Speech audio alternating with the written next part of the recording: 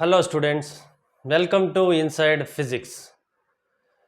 Today we are going to discuss about the analogy between a solenoid and a bar magnet. So magnetism and matter are related to each other. Some materials behaves like magnets. They show the property of magnetism. In the previous videos we have seen that the solenoid, a current carrying loop which is having more than one loops, is called a solenoid. The solenoid behaves like a bar magnet because the north pole and south pole are formed when a circulating current is passing through the solenoid. So is there any similarity between the solenoid and bar magnet? Yes, there are some similarities, and the analogy is explained on the basis of circulating currents in the solenoid. In the same way, the magnetism shown by a bar magnet is also attributed to the circulating currents. The second analogy is that if a solenoid is forming a north pole and a south pole, you consider a north pole is formed here and a south pole is formed here. The number of loops are n. So similarly, the bar magnet is also having a north pole and a south pole, behaves exactly as solenoid. So in the same way, if you take a compass nearer to this solenoid and again nearer to the bar magnet, the deflections shown by the compass when it is nearer to the south pole and nearer to this side, and when you bring the same compass nearer to this magnet, it will show the same kind of deflections when it is nearer to a solenoid and it is nearer to a magnet also. And in the next analogy, there is a similarity between solenoid and a bar magnet. When we cut a bar magnet having a north pole and south pole exactly in the middle, these two parts behaves like two separate magnets. So these individual parts again will form north pole and south pole, and they behave like two bar magnets, but the magnetic properties, the intensity of magnetic field may be reduced because we made it into two parts. In the same way, for a solenoid, if you cut the solenoid into two parts, the solenoid is also behaves like two bar magnets, and the magnetism, the magnetic field, the intensity of magnetization may be reduced. So these are the sum of analogies.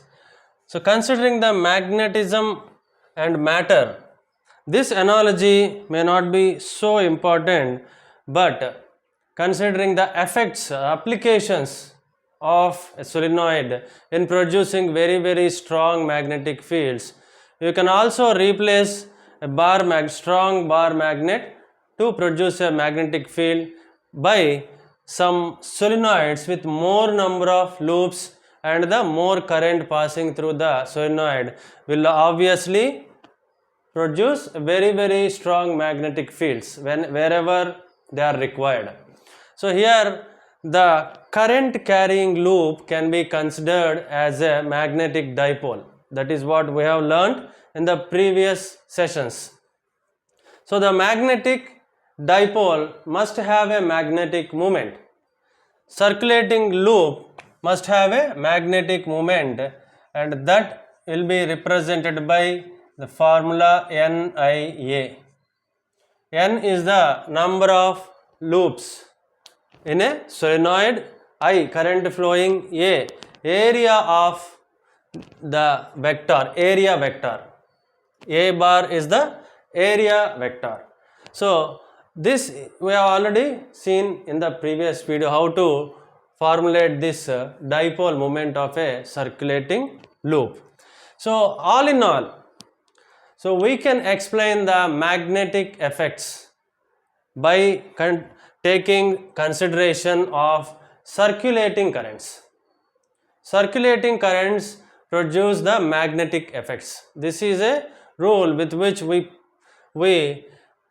go along in the study of magnetism and its connection with the matter. So we see one more analogy here. For this we use this diagram. Now we calculate the magnetic field produced by the solenoid on the axial point. The point taken on the axis of a solenoid is called axial point. This point is P. This we take the help of the derivation already we have done, the magnetic field due to a current carrying loop. That is represented by dB. We already derived it in our previous sessions. Mu naught n I a dx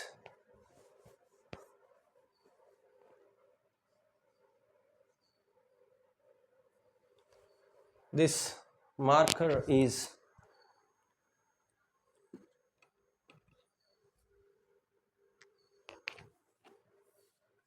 this is better, mu naught n dx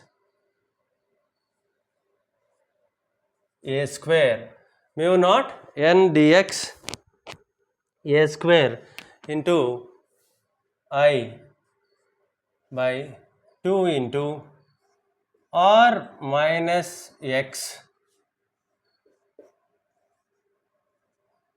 whole square, this whole power 3 by 2. See this is the formula we have already derived in our previous sessions. So here we see some of the terms. R, the distance from the origin, that is the center of the solenoid, to the point P. This can be represented like this.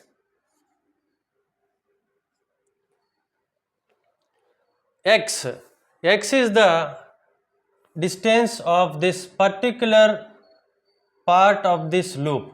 We have taken a small part here, dx. The total length of the solenoid is 2L and the small part dx is considered, and this small loop, a part of this loop, will be having an effect at this point with this relation.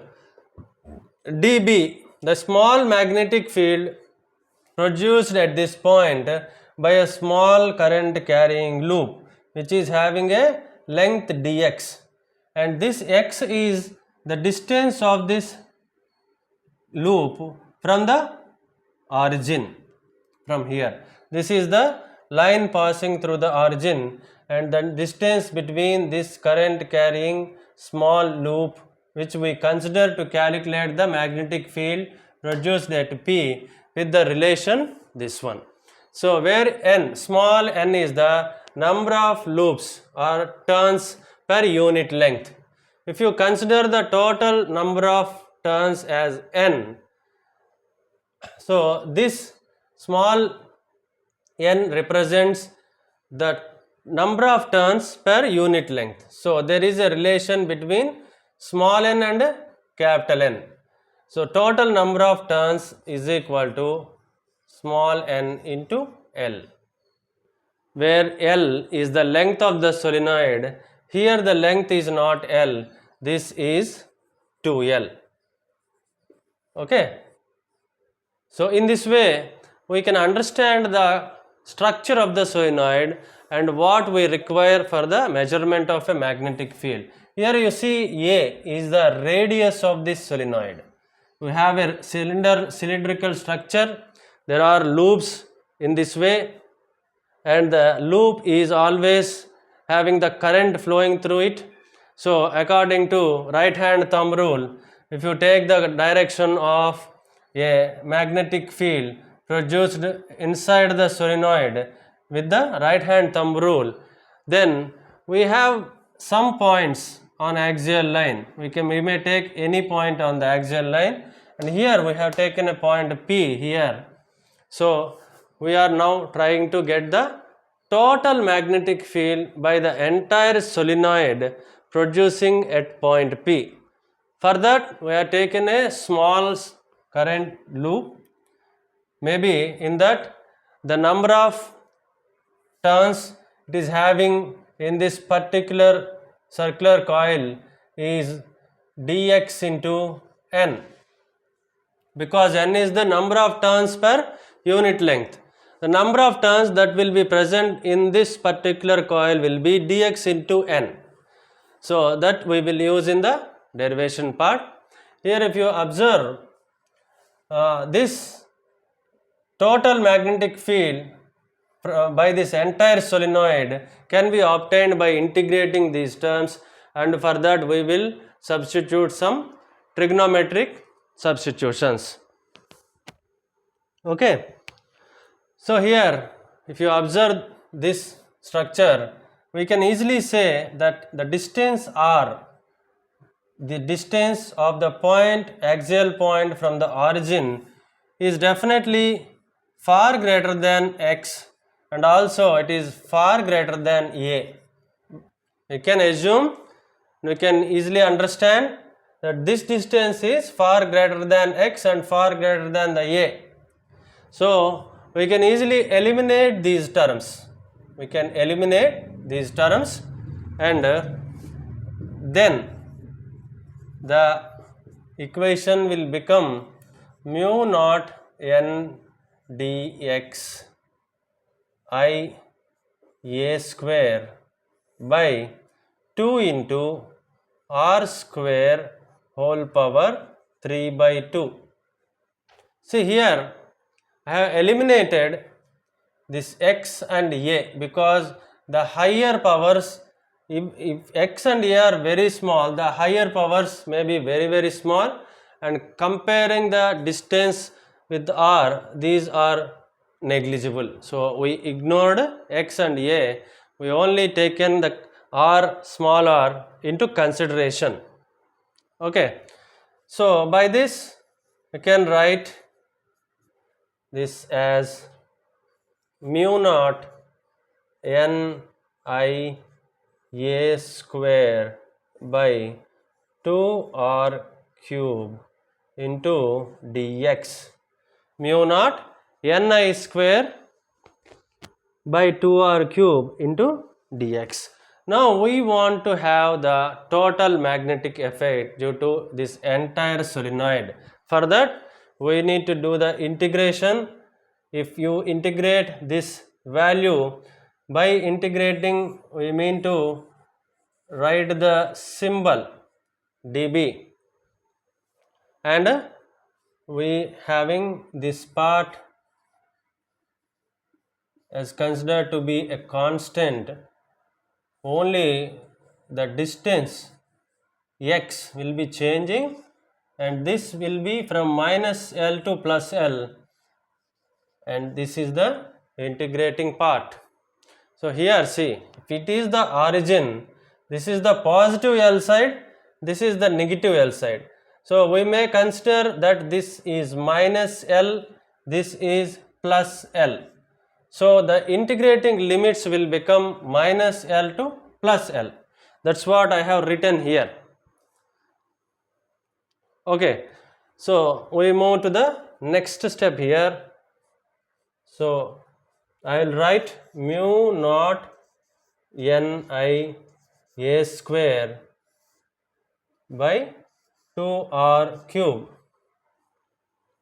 This integration will be, can be written as x, the lower limit is minus L, the upper limit will be plus L. Okay, so I will write the next step here.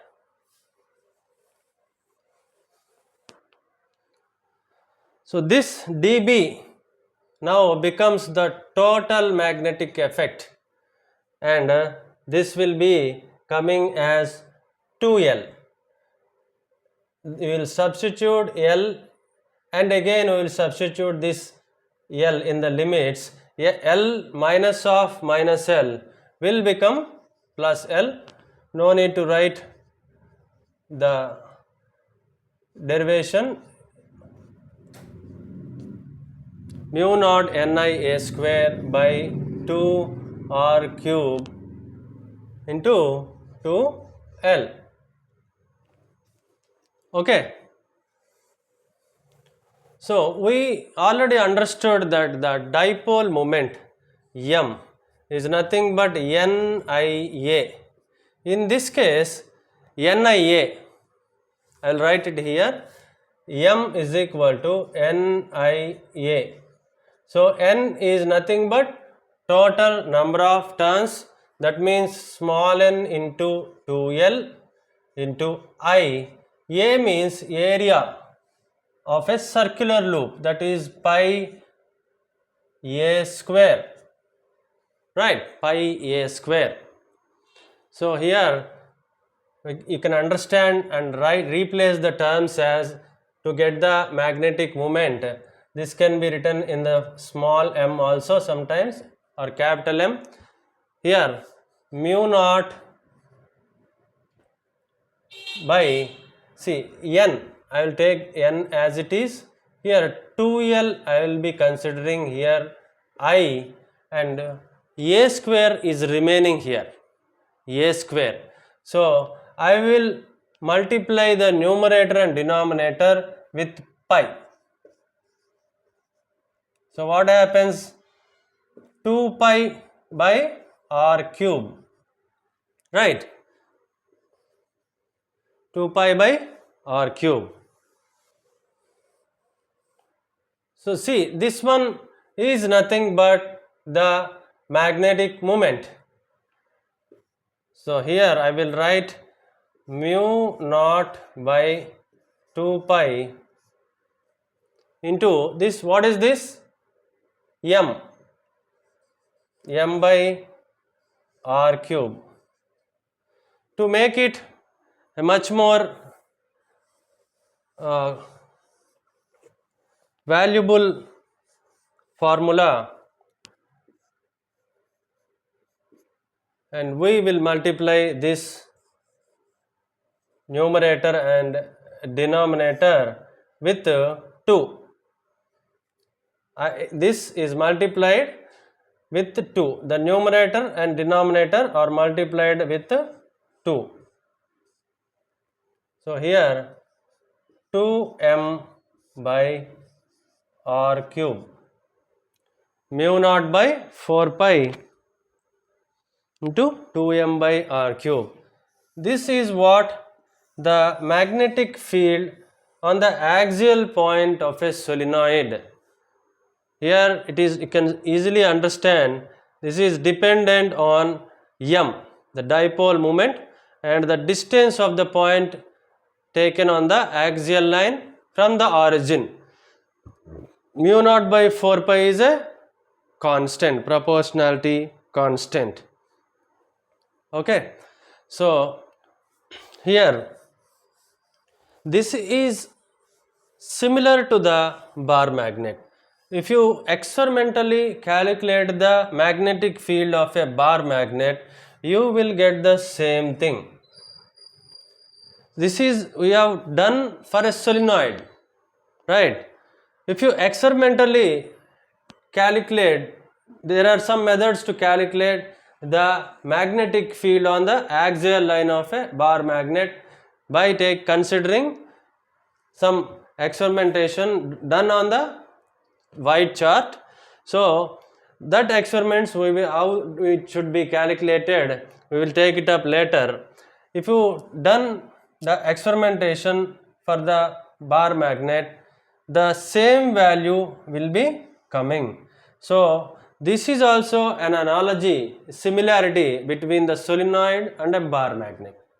Okay, in some textbooks the bar magnet is considered like a dipole, and they have given a treatment the magnetic field on the axial line on the equatorial line, similar to what we have done in the electric fields and charges, the lesson electric charges and fields, and we have calculated the electric field of a particular electric dipole on the axial line and the equatorial line.